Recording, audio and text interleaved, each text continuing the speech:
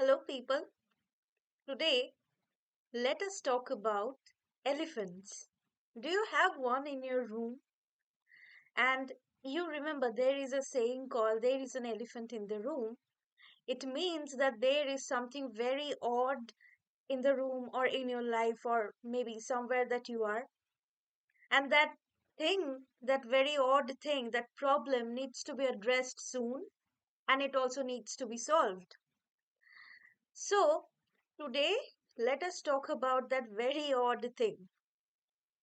But let us also talk about a bit about the elephants out there.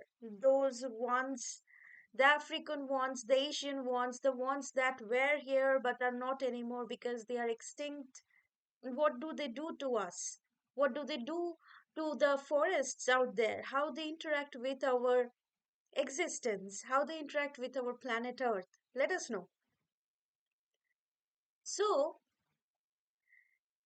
I am not sure about how many species and subspecies of animals are there, but as of now, there are three species of elephants left: the African bush elephant, the African forest elephant, and the Asian elephant. So, the Asian elephant is the one.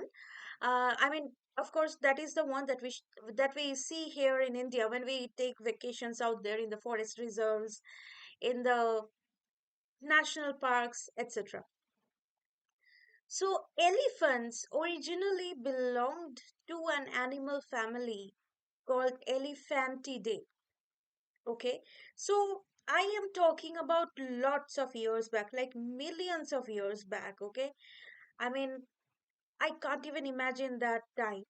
And so these scientists, these paleontologists who work on the fossils of the animals that we get from the underground, the fossils, the marks of the animals that they leave when they die and get preserved under our soil. This study is called paleontology.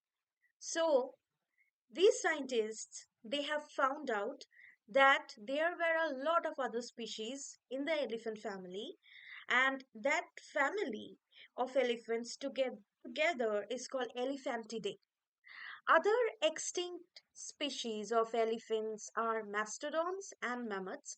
Well, while I was doing my research, I found out that there were many, many species of elephants, and some of them don't even resemble an elephant anymore. So, and they, all these animals are extremely, cute and beautiful, and you know it is just amazing to think that these animals, these few of them left, there were so many more back then. So how does an elephant look like, people? It looks like a cup. I'm kidding. Well, the elephant looks huge, and it has proboscis, that is an elongated appendage from the head of an elephant, that is the trunk of an elephant. It has tusks, large ear flaps. It has pillar-like legs, and also its skin is mostly gray in color, but sometimes their skin changes the color when they are out in the sun or when they are eating something, when they are resting on the ground, because they like to play with the mud, etc., etc. So elephants have incisor teeth developed into tusks, and ivory is created from these tusks. Okay, so I am sure that you have heard about ivory before. Ivory is that,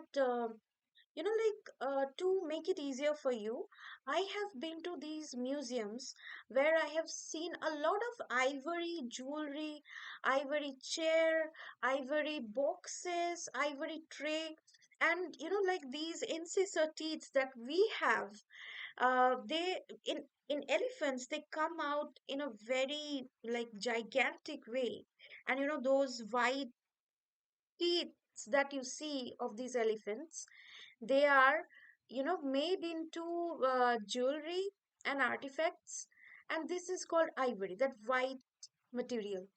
Now, There is a lot of issue with this. Why? Because first of all, it is made out of some animal uh, thing, and at the same time there is a lot of artifacts out there that is made out of ivory. So it is a bit controversial. It is also confusing to even understand and think about it, that uh, like what is the right approach to address this issue. Now, people, you must have noticed that the animals have extra large ears, and they have a mechanism that regulate their body temperature. So these ear flaps that the elephants have help them maintain their body temperature. So just imagine that these large ears of the elephants, it is not just the ears through which they hear things or through which they use their senses and locate things. They also use it to regulate their body temperature. It gives off heat, it regulates the heat that is around them, and it helps them to survive in rather harsh and dramatic temperature conditions and natural changes. So, African elephants, it is interesting to note that African elephants have larger ears than the others and concave backs, and the Asian elephants have convex ears and smaller or level backs. So, Asian elephants have convex ears and African elephants have concave backs. Okay, so that is a minute difference out there. And like I have not seen different kind of elephants, but I have seen the Asian ones and I can relate. Like this is exactly how they look. Now let us know where and how elephants are found. They are most predominantly found in the sub-Saharan Africa, South Asia, and Southeast Asia, and they are found in different habitats, including savannas, forests, deserts, and marshes. Elephants are also a keystone species. Now, what does a keystone species mean? For that, for us to understand that, let us first understand what is a species. A species is a type that we can list the animals under. For example, if I'm talking about, let's say I'm talking about a dog. What species does a dog fall under? Is dog itself a species? If I'm talking about a bird, let's say I'm talking about the peacocks. What species does the peacock fall under? Is the peacock itself a species? We will find it out soon. So, keystone species mean that they have a serious and a positive effect on our environment, on our nature, and how we react with the environment. When the keystone species goes out of nature, the environment suffers a serious change, a negative change mostly. Okay, and we will talk more about keystone species, but it is also important to note that keystone or not, every species of everything is rather very important for our biodiversity. Okay, and to be honest with you, my people, we don't know how to protect every species out there.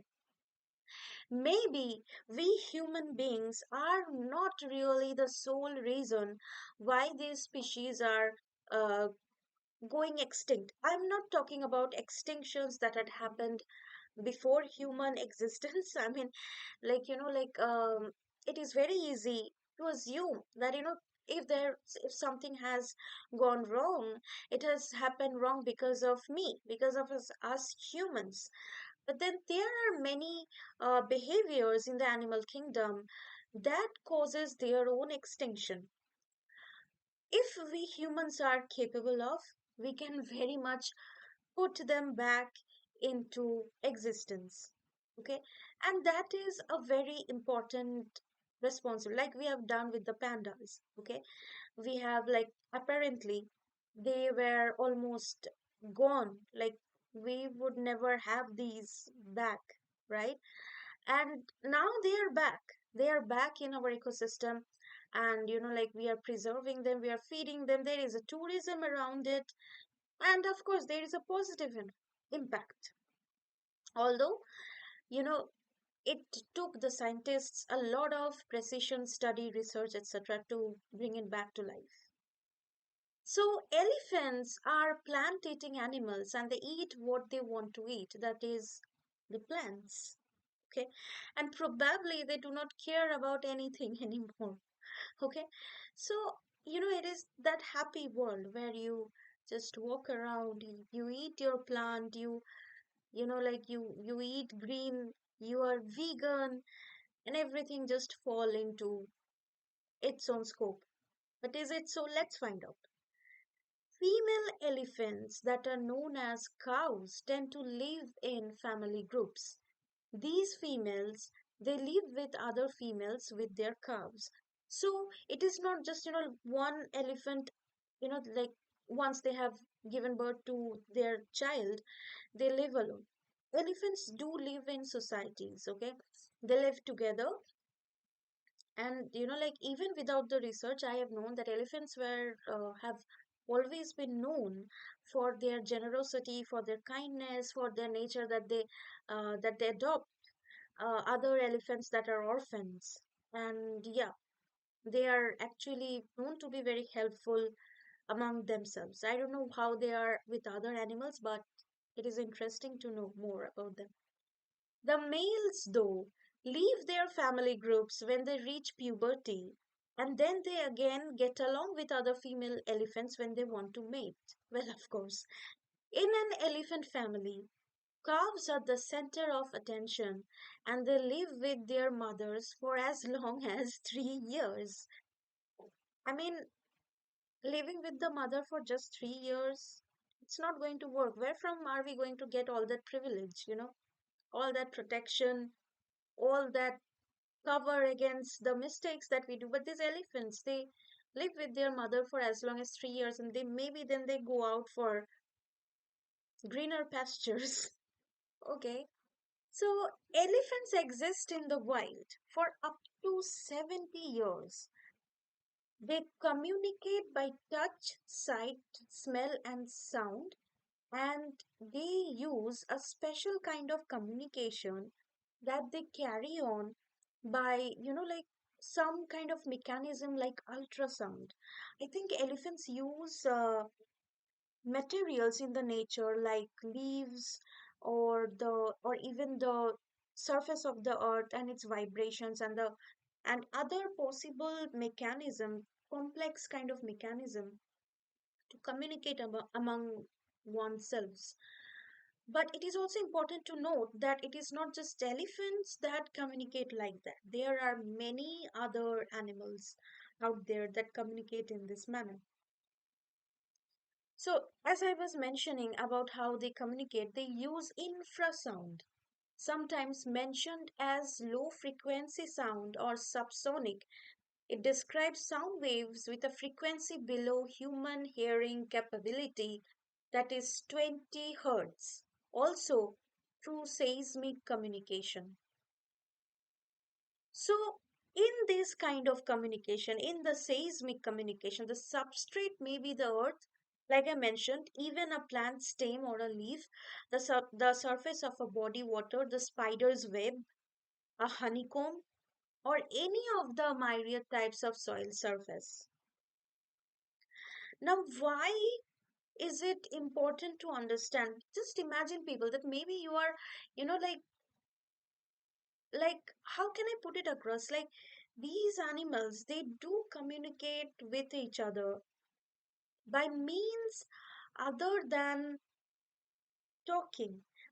And of course, like they talk to each other in low frequency, like maybe through vibrations, maybe they talk to each other through, you know, other material objects sending out signals. And that is so intriguing. I mean, it is probably a huge achievement in the elephant kingdom. Elephants are intelligent beings, okay? They have self awareness and possibly show concern for dying and dead individuals of their kind. Now, let us talk a bit about the IUCN Red List for, I mean, IUCN Red List, or it is also known as the International Union of the Conservation of Nature. It is, in short, also known as the Red Data List and the Red Data Book. It is the list, it is a list that was founded in 1964, and it was inventory of the global conservation status, and it lets us know about the risk of extinction in biological species. A series of regional red lists comes out from different countries, and it lets you know about the status of their animals. Okay. African bush elephants and Asian elephants are listed as critically endangered on the IUCN Red List. What does it mean? Well, it means that unless and until we have taken some serious measures, unless and until we continue to take serious measures against elephant poaching, against, you know, elephant hunting and killing, for whatever reason it is, elephants will not survive this. Elephants will go extinct. Okay, so how can we make sure that we are working towards a world that has elephants? I mean, just imagine, elephants are so important. They are the keystone species. Without any small species, the world becomes a different place to live in. And when we are talking about a keystone species, you know, everything goes wrong. First of all, there is the poaching for artifacts made by ivory, including costly jewelry.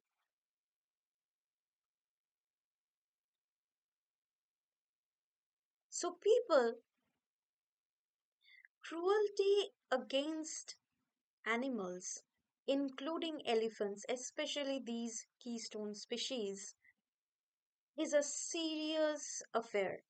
Okay, people a few years ago, used to be very reluctant to even talk about it, that how much these elephants might be in danger, but also nowadays there are a lot of action against it. Okay, so I had once read in the newspaper that the trunk of an elephant was chopped off because of cruelty by the villagers. I mean, one day the villagers, I don't remember the village exactly, but I had read it that, I mean, I had read it on the newspaper, and it was also in the TV news, okay, all over the country. So the villagers had chopped off the trunk of a baby elephant. Why? Because probably, I don't know, something made them do it. It is sad, it is cruel. But then people just understand that who are these people that we so easily get to call them cruel? They are you, they are I. Okay? I mean, they are just another people like you and me. Okay? I was reading about an incident in a place that I do not wish to name. People have gone killing mosquitoes even around the forest to such an extent that it harmed the biodiversity to a huge extent.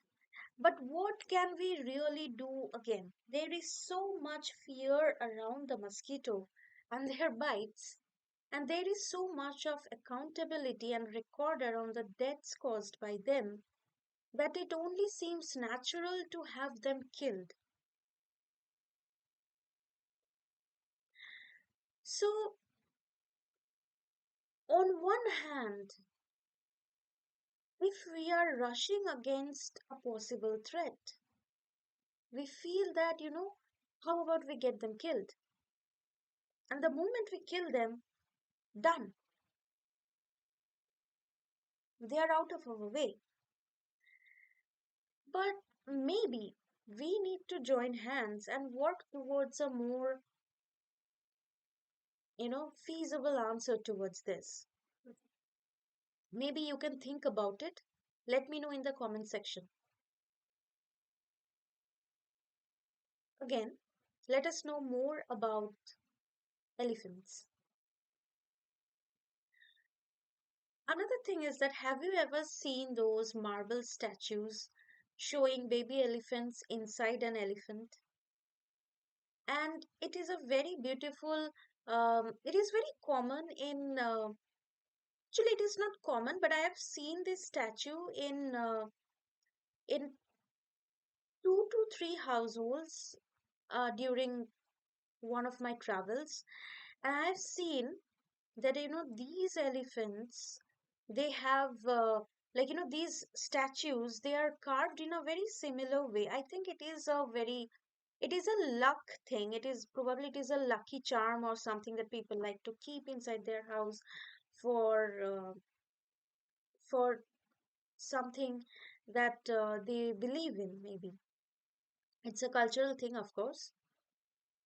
Also, now let us talk a bit about habitat destruction. What is habitat destruction? Habitat destruction is something that has harmed and is harming the elephants and many other species out there right now. And probably it will continue to harm the elephant population across the world. Habitat is the word that means a space, maybe a forest or some natural space where the animals exist.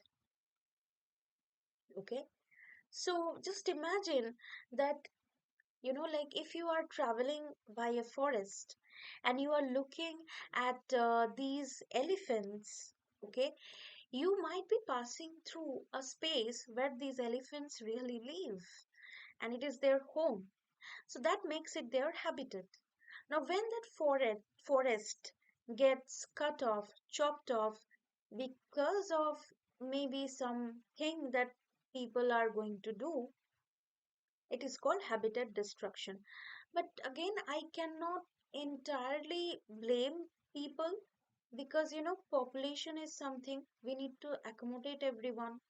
And maybe we need to, like I mentioned, we need to join hands and uh, suggest something to the authorities so that nobody is harmed, even emotionally, because we do mistakes. We don't uh, always get to find the perfect way.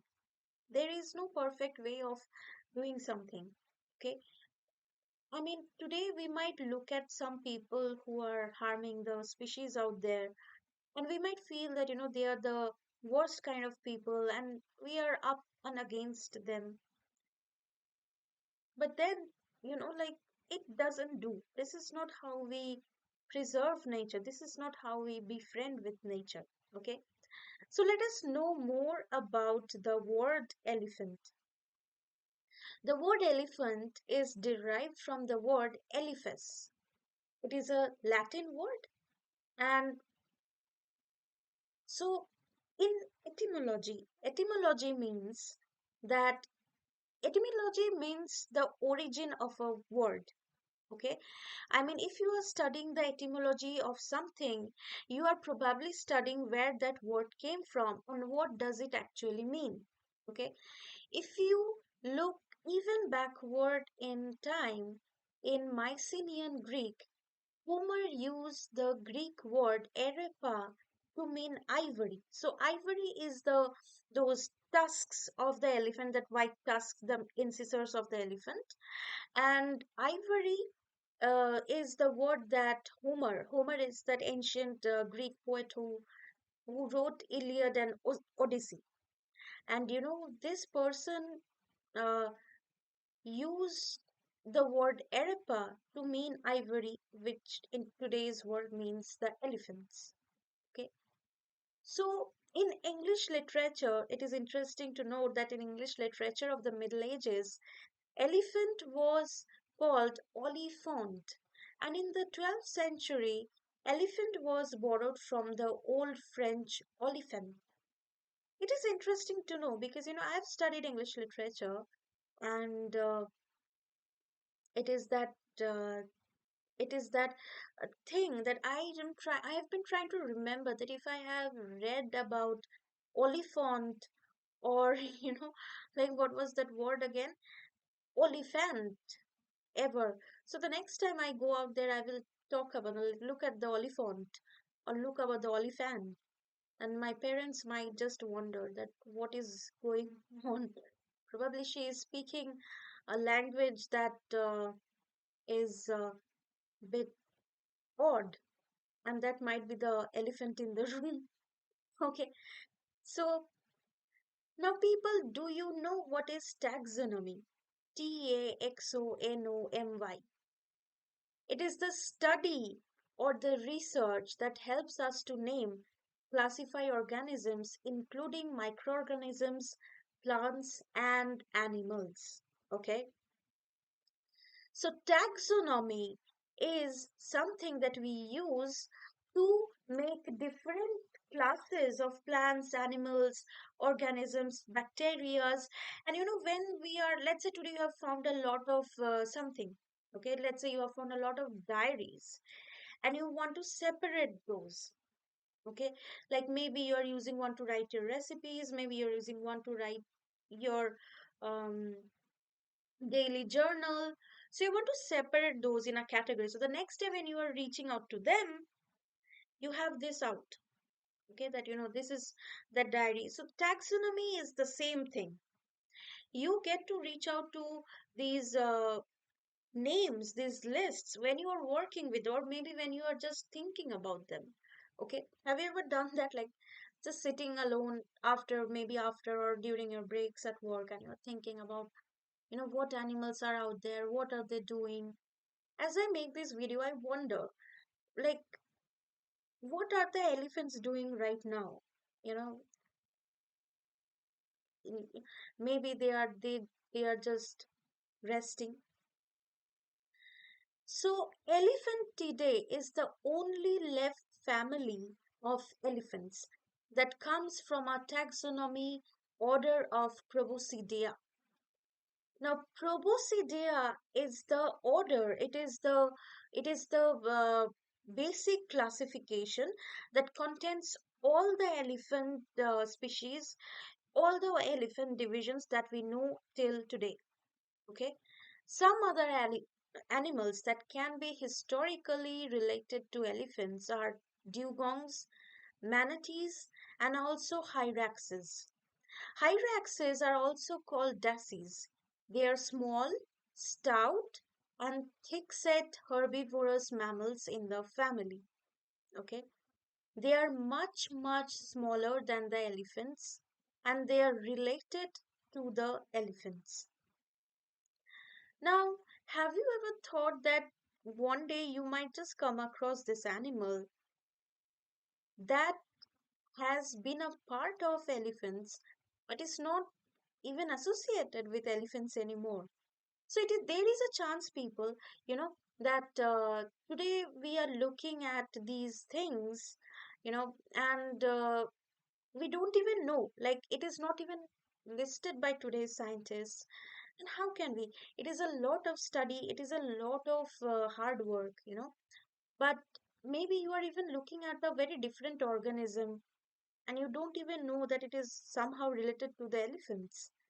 So elephants were originated from the Paleocene era in Africa, that is close to 60 million years ago. Now, let us know a bit more about this geological era. So, like I mentioned in my videos with the mosquito, that geological era is the chronological order through which our time period of the earth is divided. Okay, like from this many million years to that million years, it is that age. Then next comes that age, then next comes that age, then the next, it is that shelf like thing. Okay, so just imagine 60 million years ago elephants were originated. I mean, when I think about 60 seconds back, or even 60 minutes back, or even 60 days back, 60 days back, that was a lot of time. But then 60 million years ago is just now. It's okay. It's nothing. 60 million years ago is, no, it's easy. Okay. Elephants were originated from the Paleocene era in Africa, and that is where originally humans even were known to have originated. But then many theories have changed that recently. Maybe we will talk about it very soon. And back then, they were much smaller. So these elephants, when they were originated 60 million years ago, they were much smaller with a body mass of around 3 to 8 kgs. Now, 3 to 8 kgs, can you imagine that these elephants, they were just 3 to 8 kgs when they were originated, and today they are a lot more kgs. I mean, they are, I can't even imagine. So, by the late Eocene, Eocene, some members of the elephant family, Proboscidea, the order of mammals that our elephants in them are included, they had reached the size of 2 tons. Well, that would be around 2000 kgs. I mean, 2000 kgs, is that even doable? But probably it was once doable, and that is why and how the elephants have developed.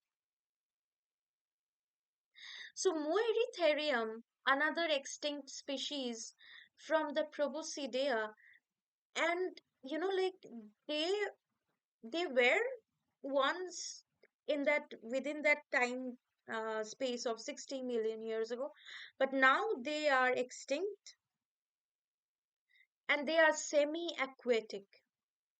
Now, during the early Miocene, around 18 to 19 million years ago, again, Miocene is the geologic age that extended from 23.3 to 5.333 million years ago, which merged Africa, Arabia with Eurasia. And people note that Europe and Asia together in geography is called Eurasia. Okay, so the collision of these places, collision means like we know, like how India, the plate of India, they it came from Africa and then it collided with the Himalayas and it got stuck there. And today, I mean, the Himalayas, I mean, the region above the Himalayas, and we it got stuck there. The Himalayas were formed and the Indian subcontinent has formed. Okay, so I mean, it is important to note that the collision of these three places, Africa, Arabia, Eurasia, and later around 15 to 16 million years ago in North America across the Bering Land Bridge. So, like there were a lot of change going on in the geologic time period, and that is where from we have these things, these animals, these migrations, and that is very interesting to know. So, Deinotheres were the animals now extinct from Proboscidea, and they lived during the Miocene era of you know the Miocene era of the geological timescale. it is extinct, and it has, like a part of it is extinct. Some of them have evolved into another species called elephantimorphs. So mammutids, gomphotheres, amebilontodids, etc.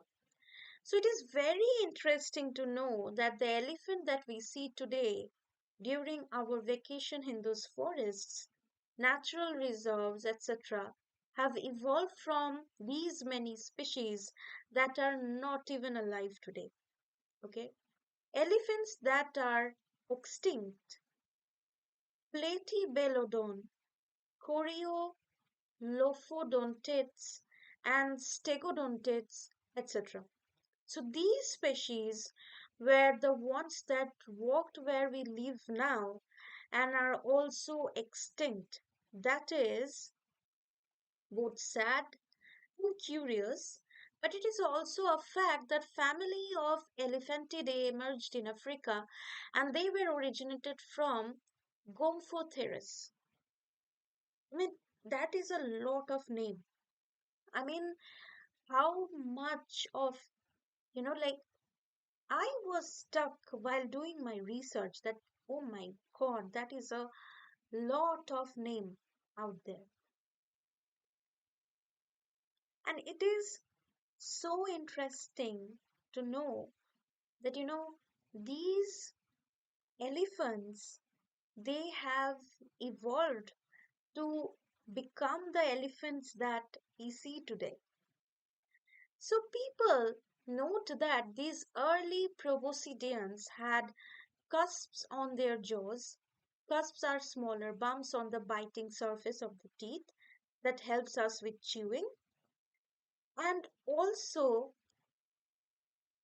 the late Miocene that I am talking about existed, like this era existed from 23 to 3 and 5.333 million years ago. So a major change in the long term weather, and that caused many species of elephants to become endemic, to endangered, and then extinct. So there is this, like it is sad, but it is this development that an animal goes through when they goes towards extinction. Okay, it becomes endemic, then it becomes endangered, then it becomes extinct. Okay, the earliest members of the modern genera of elephants as well as mammoths appeared in Africa during the latest Miocene and during the Paleocene era around 7 to 4 million years ago. Over the course of early Pleistocene, it is another geologic era that lasted for over 2.5 million years ago and 11,000 years ago. It was the Ice Age. Have you seen those movies? Those, like that movie? It was like, I remember the ice and, like these cartoons. Even though I've not watched all of them, but I loved the two or three that I have watched. And, like there was this, if I'm not wrong, there was this baby human, and it is very interesting. So there was this, you know, natural interchange among plants and animals, and it is called the Great American Biotic Interchange, also known as GABI. It is also known as the Great American Interchange and the Great American Faunal Interchange. It was the Cenozoic era, which was the last 66 million years of Earth's history. It was the time period in the Earth's history that these animals migrated from North America to South America via the Central America, and also the opposite. Like, like a route opened, and there were many animals that were traveling from one space to the other. This was the time that a lot of mammoths and also elephants migrated from North America around 1.5 million years ago. At the end of early Pleistocene, around 8 lakh years ago, the elephantid genus, the Paleoloxodon, moved out of Africa and spread across Eurasia. So, proboscideans were represented by around 23 species at the beginning of the late Pleistocene. Also, it was during this time that that these species, you know, went through a huge change. Okay, and they became the species that we are speaking of now. The stegodons, the mastodons, the American Gomphotheres, and also these species once again went through a massive change, went through immense amount of weather changes, and they became the elephants that they are today, that the African elephants and the Asian elephants that we see today. Doesn't it feel rather lucky that we are still able to see these elephants? And if you are somewhere that you can just like maybe you can go to this forest and have a look at them. It is a very happy thing to see that these animals are there. Okay, so later, from this era, these paleoxodonts became extinct, and it was only the mammoths that survived the extinction. And they lived around the Bering Strait that connects the Pacific Ocean and the Arctic Ocean. So, it is in this Bering Strait. So, in this Bering Strait, there is an island called Wrangel Island in Russia that had the last bit of these animals that survived until 4,000 years ago. Isn't that amazing to know? That, like they were, like migrating around that area, and they happened to take in space in the Bering Strait, and then they survived in the Wrangel Island in Russia for some 4,000 years ago. It is a very interesting to know. So proboscideans developed to be larger in size with its growth. This change in size let them have a larger head and a shorter neck. Their trunk, the trunk of these elephants evolved and grew longer to reach larger branches. So I was looking at the extinct species. Some of them didn't even have that large trunk, and some were even just 1 meter high, and not even this huge figure that we get to see today. Okay, so their teeth increased eventually. The number of their teeth, the premolars, the incisors, the canines decreased, and the cheek teeth, molars and premolars, became longer and more specialized. The incisors developed into tusks of different shapes and sizes. Multiple species of proboscideans became isolated on islands and experienced insular dwarfism.